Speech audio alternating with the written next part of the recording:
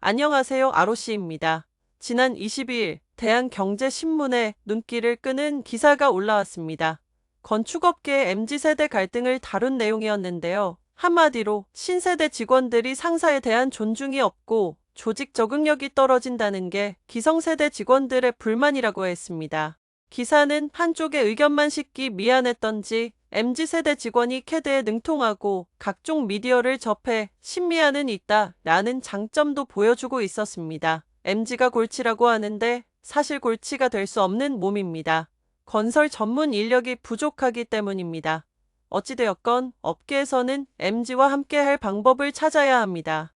MZ도 불만이 있습니다. 2022년 MZ세대에 속하는 사원부터 부장급까지 건설 기술인 약 900여 명을 대상으로 근무 만족도 실태 조사를 한 적이 있습니다. 결과를 보니 경직된 분위기, 개인 환경 부문에서 낮은 만족도를 보였는데요. 개인 환경이란 장래성, 인간관계, 출퇴근, 근무 강도를 의미합니다.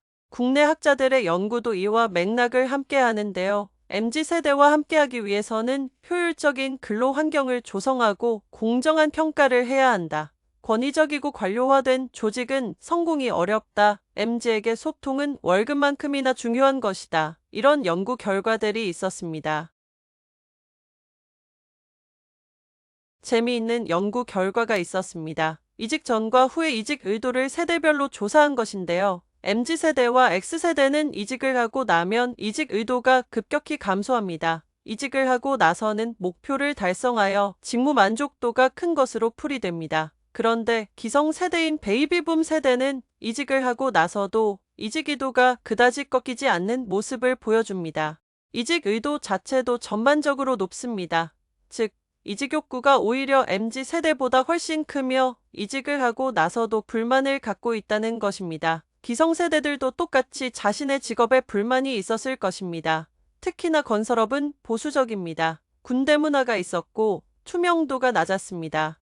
그러나 가족과 조직이 더 중요했던 기성세대는 불만을 오롯이 안고 갔을 것입니다. 그 과정에서 개인의 스트레스는 더 컸던 게 아닐까요? 이에 비해 개인의 욕구를 자유롭게 표출하는 젊은 층은 사회에서 이야기되는 이미지와는 별개로 개인 삶의 만족도는 더 큰 것으로 보입니다.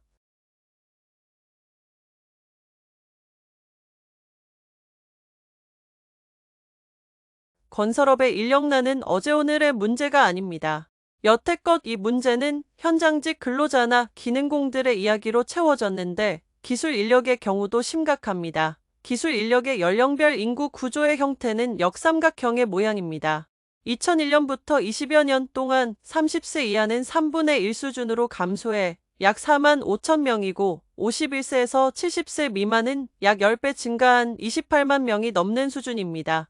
건설기술 업계가 젊은 층의 신규 유입이 부진한 가운데 경력이 있는 고령화 세대로 채워진 것입니다. 고연령층이 근로를 할 수 있는 상황은 긍정적이지만 먼 미래를 내다볼 때 우려스럽습니다. 건설업계에서도 젊은 층이 원하는 공정과 소통, 합리성을 갖추어야 할 것입니다. 소통이 원활하다면 기성세대가 원하는 조직 충성도 어느 정도 따라오지 않을까 생각됩니다. 아울러 근로문화를 개선하고 저출산 문제의 근본적인 해결책도 필요할 것입니다. 감사합니다.